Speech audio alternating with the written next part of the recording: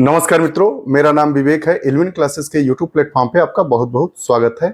हम लोग आज एक नई वीडियोस के साथ उपस्थित हैं। वीडियो का हमारा जो टाइटल रहेगा वह है कि अभी गुजरात की सूरत लोकसभा सीट पर एक उम्मीदवार को निर्विरोध निर्वाचित कर लिया गया है लोकसभा सदस्य के लिए।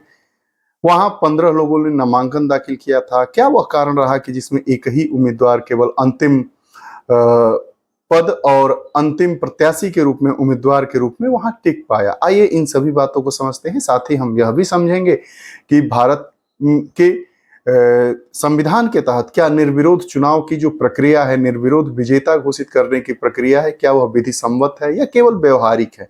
इन सभी पहलुओं को टटोलते हुए हम जनप्रतिनिधि अधिनियम 1951 की विभिन्न संबंधित धाराओं पर भी बात करेंगे।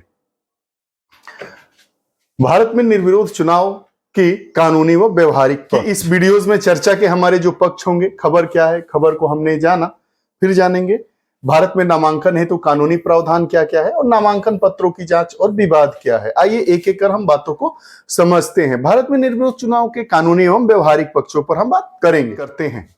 खबर, गुजरात की सूरत लोकसभा सीट से बीजेपी के मुकेश दलाल, कांग्रेस के नीलेश कुंभानी सहित कुल 25 नामांकन पत्र भरे थे।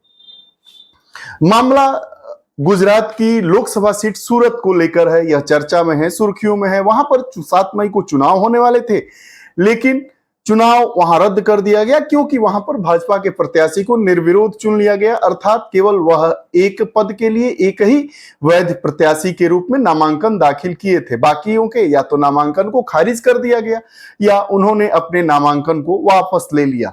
इसलिए यह चर्चा का विषय है। विपक्षी दल इस पर विभिन्न तरह के आरोप लगा रहे हैं, लेकिन उसकी क्या प्रासंगिकता है, क्या नहीं है, इस पर भी हम बात करेंगे। नीलेश कुंभानी सहित 6 फॉर्म रद्द हो गए। नीलेश कुंभानी यह कांग्रेस पार्टी के उम्मीदवार थे, इनका रद्द कर दिया गया नामांकन, तथा बीजेपी के उम्मीदवार के अलावा अन्य ने नाम वापसी कर लिया। जितने भी कुल उम्मीदवार थे उसमें बीजेपी के गुजरात के अध्यक्ष ने कहा था कि आपसे हाथ जोड़कर निवेदन है कि आप इंडिपेंडेंस कैंडिडेट हैं, आप लोग अपना नामांकन वापस ले लीजिए। तो उन्होंने अपना नामांकन वापस ले लिया और केवल बीजेपी के ही जो समर्थित प्रत्याशी थे मुकेश दलाल, वही मैदान में रह गए सूरत लोकसभा सीट के लिए और उनको निर्विरोध विजेता घोषित कर दिया गया। अब मुकेश दलाल ही एकमात्र उम्मीदवार बचे जो निर्विरोध जीत गए। वहां 7 मई को होने वाला चुनाव रद्द कर दिया गया। जब निर्विरोध चुनाव ही हो गया, जीत ही गए, तो 7 मई को होने वाला चुनाव रद्द कर दिया गया।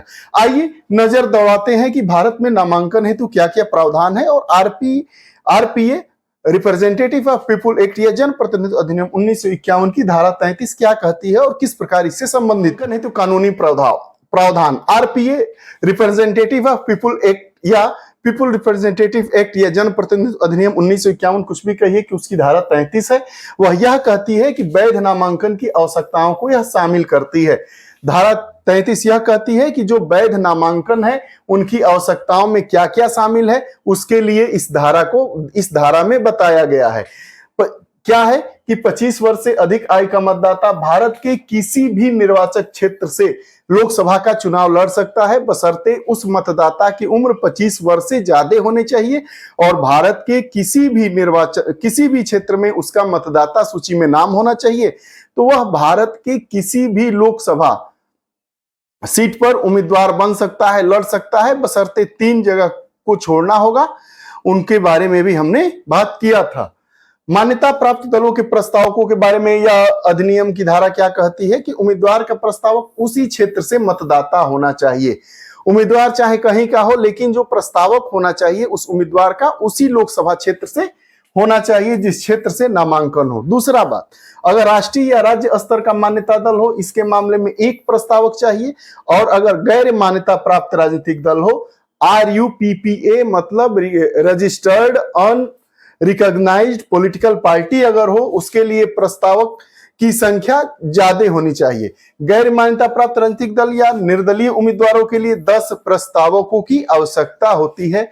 चाहे वह गैर मान्यता प्राप्त राजनीतिक दल हो चाहे निर्दलीय उम्मीदवार हो, उसके लिए 10 प्रस्तावक चाहिए। वहीं अगर राज्य स्तरीय या राष्ट्रीय स्तर की कोई पार्टी हो, उसके लिए नामांकन दाखिल करते समय प्रत्याशी के साथ जिस क्षेत्र से वह चुनाव लड़ रहा है उस क्षेत्र का ही एक मतदाता उसका प्रस्तावक होना चाहिए। ये रही आरपीए एक्ट 1951 की धारा 33 के तहत जो बातें बताई गई। अब नामांकन पत्रों की जांच भी एक अहम भूमिका निभाती है।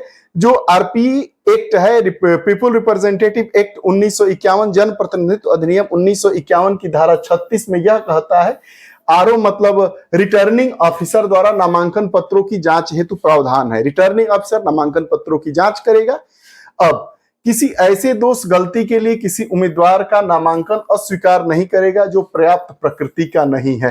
पर्याप्त प्रकृति का होने पर ही उसके नामांकन को अस्वीकार किया जाएगा। साथ ही साथ उम्मीदवार या प्रस्तावक के हस्ताक्षर वास्तविक नहीं पाए जाने पर अस्वीकृति का आधार हो सकता है। उम्मीदवार या जो प्रस्तावक है उनका हस्ताक्षर वास्तविक नहीं पाए जाने पर नामांकन रद्द होने का एक आधार हो सकता है। साथ ही साथ चुनावी कानून एवं व्यवहार के मौजूदा प्रावधानों में कानूनी है। ऐसी स्थिति में एक व्यक्ति विजेता होता है, कोई पराजित नहीं होता है। यह कह रहा है कि जो कानूनी एवं व्यवहारिक पक्ष है चुनाव का, निर्विरोध प्रत्याशियों को चुनने का, उनको विजेता घोषित करने का, वह एक कानूनी प्रावधान है और ऐसा चलता चला आ रहा है। और अगर कोई व्यक्ति निर्विरोध चुना जाता है तो उसमें कोई हारा हुआ पराजित नहीं होता है, वही व्यक्ति विजेता, वही व्यक्ति हारा हुआ होता है। अर्थात वो निर्विरोध चुन लिया जाता है, उसके विरोध में कोई प्रत्याशी नहीं होने की स्थिति में। जन प्रतिनिधित्व अधिनियम 1951 की धारा 53 इस संदर्भ में क्या कहती है? कहती है कि यदि नामांकन वापस लेने के बाद शेष उम्मीदवारों की संख्या भरी जाने वाली सीटों की संख्या से कम या बराबर होती है तो मतदान अधिकारी रिटर्निंग ऑफिसर मतदान की आवश्यकता बिना शेष उम्मीदवार के निर्वाचन की घोषणा करता है। 1900 आरपी एक्ट 1951 की धारा 53 यह कहती है कि अगर जितने पद है उसके अकॉर्डिंग या तो बराबर उम्मीदवार रहते हैं तो क्या किया जाता है कि उस पर निर्वाचन नहीं किया जाता है और आरओ मतलब रिटर्निंग ऑफिसर मतदान अधिकारी उम्मीदवार के निर्वाचन की घोषणा कर देते हैं।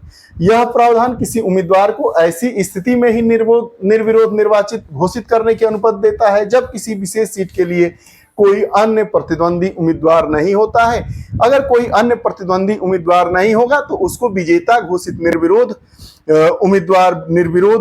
निर्वाचित घोषित करने की प्रक्रिया उसी समय अपनाई जाएगी जब कोई उसका प्रतिद्वंदी उस क्षेत्र में उस पद के लिए नहीं होगा। यही हमारा जनप्रतिनिधित्व अधिनियम 1951 की धारा 53 में यह ऐसा प्रावधान किया गया है। सूरत वाली सीट पर निर्विरोध चुन लिया गया है बीजेपी के उम्मीदवार को, वह लोकसभा का सदस्य निर्वाचित हो गया है। 7 मई को वहां चुनाव होने वाले थे तो चुनाव को स्थगित करते हुए वहां पे कांग्रेस ने आरोप लगाया है कि जो हमारा प्रत्याशी था उसके नामांकन पत्रों की जांच गलत तरीके से की गई है, उसके नामांकन को खारिज कर दिया गया है। यह आरोप लगे आ रहे हैं। लेकिन विवाद क्या है? आरपी एक्ट की धारा 100 क्या कहती है? किसी उम्मीदवार के चुनाव को शून्य घोषित करने के आधारों की व्याख्या की गई है। विवादों को सुलझाने के लिए हाई कोर्ट और फिर सुप्रीम कोर्ट जा सकते हैं। अगर आरपी एक्ट की धारा 1951 की धारा 100 यह क्या कहती है कि किसी उम्मीदवार के चुनाव को शून्य घोषित करने के आधारों की व्याख्या, किसी उम्मीदवार के चुनाव को किस प्रकार शून्य घोषित किया गया है इसके आधारों की व्याख्या भी हमारे लोक प्रतिनिधित्व अधिनियम 1951 में किया गया है। और अगर हम उससे संतुष्ट नहीं होते हैं तो हम हाई कोर्ट जा सकते हैं। अगर हाई कोर्ट से भी हमें रेमडी नहीं मिलता है तो हम सुप्रीम कोर्ट की शरण में जा सकते हैं। यह पूरा मामला रहा सूरत लोकसभा सीट का। वहां पर कांग्रेस के नामांकन को खारिज कर दिया गया है और वहां पर बीजेपी का जो प्रत्याशी है उसको निर्विरोध चुन लिया गया है, इसलिए यह चर्चा में है। चर्चा के साथ ही साथ हमने जाना कि उसकी वैधानिकता क्या है, उसकी कानूनी स्थिति क्या है, क्या वह केवल व्यवहारिक ही है कि कानूनी पक्षों में भी उसकी मान्यता है। साथ ही साथ आरपीए एक्ट की उन सभी धाराओं के बारे में हमने पढ़ा जो इस टॉपिक से संबंधित थे। आपको हमारी वीडियोस कैसी लगती है कमेंट बॉक्स में अपने विचार जरूर दीजिएगा। अगर आप हमारे नए पाठक दर्शक हैं तो कृपया चैनल से अपने आप को जोड़ें, इष्ट मित्रों तक उसे शेयर करें और सब्सक्राइब करने के लिए विनती करें और कमेंट बॉक्स में अपने विचार जरूर दीजिए। पुनः नई वीडियोस के साथ उपस्थित होंगे, तब तक के लिए बहुत बहुत धन्यवाद। नमस्कार।